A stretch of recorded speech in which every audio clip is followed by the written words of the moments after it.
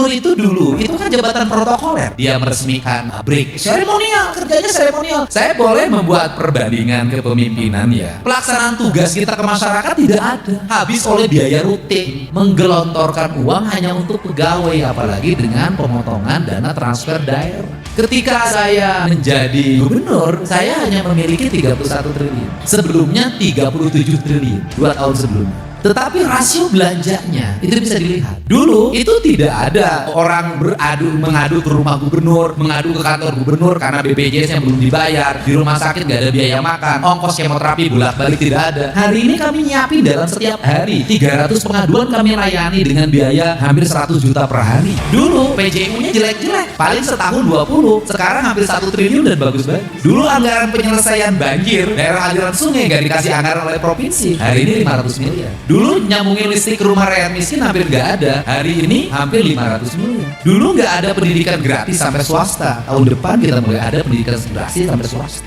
Ketika 37 triliun, bangun jalannya cuma 400 per tahun. Tapi ketika 31 triliun, bangun jalannya 4 triliun.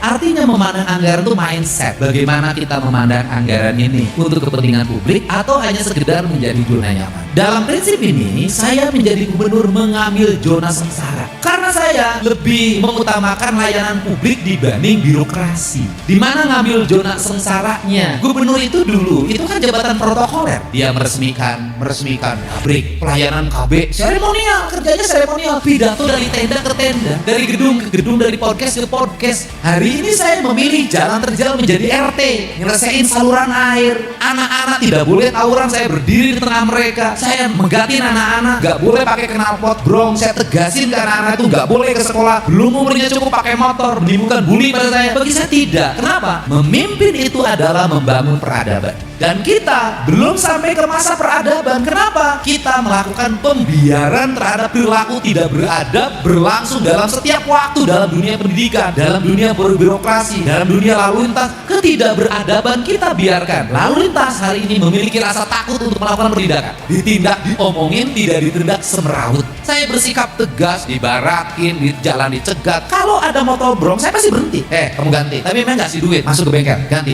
Kamu tidak akan ikhlas. Apakah kemudian saya tidak jadi populis? Tidak. Kalau masuk ke sekolah, anak-anak sekolah, artinya bahwa sikap tegas tidak akan menghilangkan popularitas. Saya boleh membuat perbandingan kepemimpinan ya, tidak berarti menganggap yang sebelum saya nggak bagus, enggak. Mereka lebih hebat dari saya.